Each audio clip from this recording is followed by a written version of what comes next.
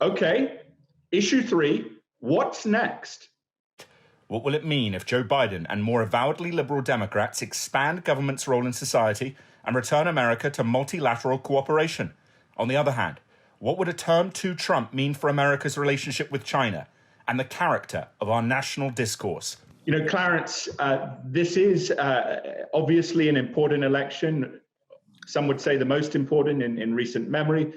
But there are major questions in terms of America's international relationships, the future of the national discourse, the future of government in society. I mean, what sticks out in your mind as the big thing that might change, regardless of who's wins? Well, China is always the big kahuna out there, right? It's extremely important. The difference between Biden and Trump is that Biden's got a lot of international experience. We've seen his record in the past. He can be considerably more militant than Donald Trump on such issues as the South China Sea, for example. Whereas Trump is the transactionalist, the negotiator. He wants to make a deal. And he's been kind of haphazard about his deals because sometimes his ego has gotten in the way. But I think that's going to be a big area to watch. Right now, our eyes as Americans are turned inward, and we haven't been talking much about foreign policy.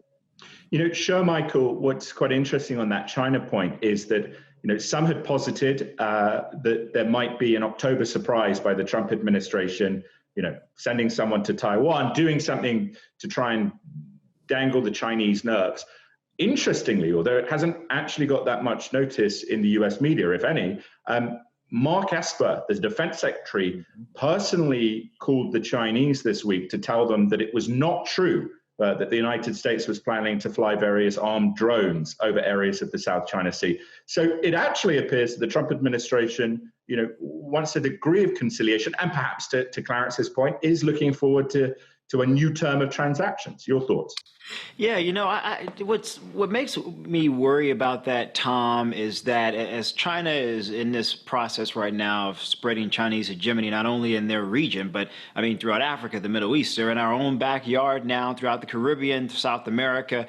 I'm not exactly sure if it's in the U.S.'s interest to sort of be conciliatory to China. I think we need to have a tougher stance against China, because I think many of our European allies are expecting us to do as much. And I'm not certain if, when they look at the internal chaos within the U.S., that they feel that they can rely on us to sort of be that wall, that roadblock, if you will, for further Chinese transgressions throughout the world, particularly in developing nations. And so I do not agree with the administration on that particular point. I think we need to be very tough on China and make it clear what our expectations are for them in their region and across the globe, but particularly in our own backyard. Okay, let me go to Eleanor, and then I'll go to Pat. Eleanor, obviously the Europeans are very excited by the prospect of a Biden win, and yet, as some Democrats have suggested, I think to their credit, I don't think Joe Biden is necessarily going to be so keen on the Europeans returning to the low spending ways. Look at the Germans on NATO, for example. There may be more tensions there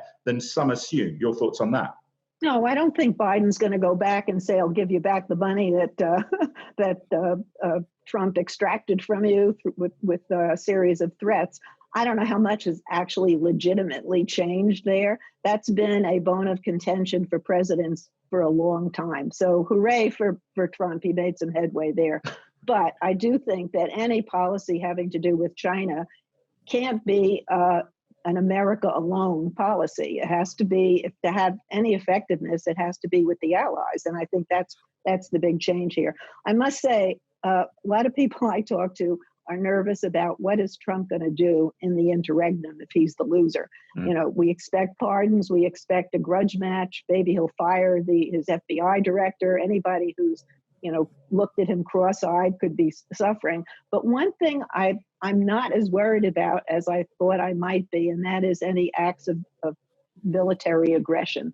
I mean, he does seem to be sincere about the fact that he does not want America to be more engaged in foreign enterprises. So that's the one positive thing I can say. Otherwise, I'm going to be holding my breath until January 20th and wondering how much of a sort of transitional government that Biden can begin to assemble, beginning with a pandemic task force and somebody who can speak with authority on what we should do as we enter into what the epidemiologists are calling the darkest winter in America in 100 years. The winter of our discontent. Pat, your thoughts on the prospect, though, potentially address China, but Iran, interestingly, the President Trump, if he loses, might look to Iran as an example of how to consolidate, I'm Israel's best friend ever, and take some kind of military action. I mean, certainly you would expect Secretary of State Pompeo, I would think, to advise that. Your thoughts on China and Iran? Well, first off, I think I understand the October surprise of Iran, but it didn't come off. I hope we don't do something foolish like that in the Middle East. Quite frankly, there are enough wars going, that Azerbaijan thing that you mentioned earlier. But let me say with regard to China, look, the Chinese are about, in my judgment, Xi Jinping is now of a mood. He thinks he's Mao Zedong reincarnated. They're of a mood, I think, to challenge the United States. They had a big celebration of the 75th anniversary of the Korean War, and some of us remember that Chinese entry in October of 1950, Tom. It was amazing, and Americans were dying in great numbers. But there were also, interestingly, lots of the Korean War, the Battle of the Chosin Rivers Reservoir. Some of the finest heroism on the part of the U.S. Marine Corps in history. Frozen Chosen. Yeah, anyway. Chesty Puller brought the troops down to Hungnam. Remember it very well. They're not getting away from us this time. Anyway, Shermichael, other issues that we might be looking at 2021, January 20th, the idea of government's role in society. And as much as Joe Biden is, presumed to be on the moderate wing of the Democratic Party, there are these pressures, and we've seen it in terms of some of the policy proposals put forth by Joe Biden. I mean, how much do you really think a Biden presidency with control, let's say, of the Senate and the House, would push forwards with massive, deficit-busting programs?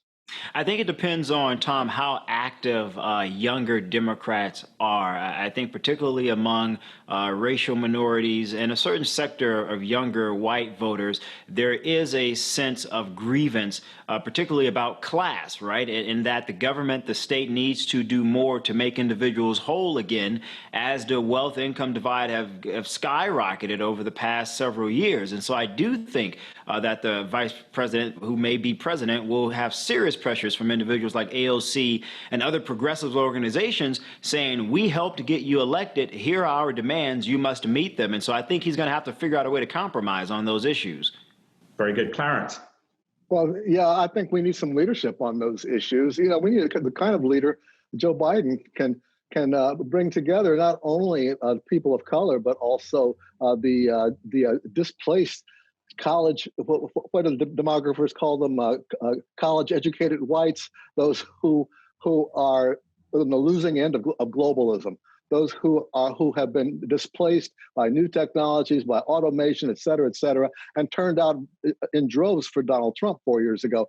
I think larger droves than this time, but they're still mostly those who've gone away from Trump are non-college educated white women. Right. Actually, white women up and down have who put Trump over the top last time are very disappointed in him now.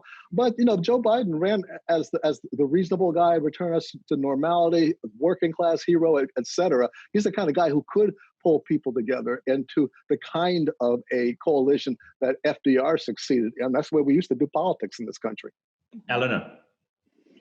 I'm looking at the legislation that has passed the House. Number one, a Voting Rights Act named after John Lewis, which a Democratic Senate with some help from Republican senators could pass. A criminal justice reform legislation, which the Senate also professes to want.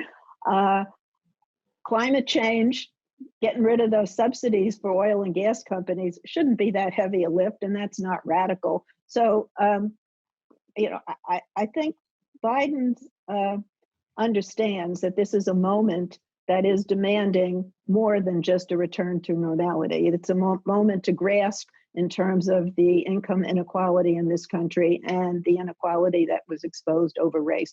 So he's going to have to address that, but those issues. but that doesn't mean he's going to be pushed towards Medicare for all or the Green New Deal. You couldn't pass those in Congress. He's going to do what he can pass, and that immediately puts a lid on when you try to get anything through a representative Congress. You're not going to get all of what you want.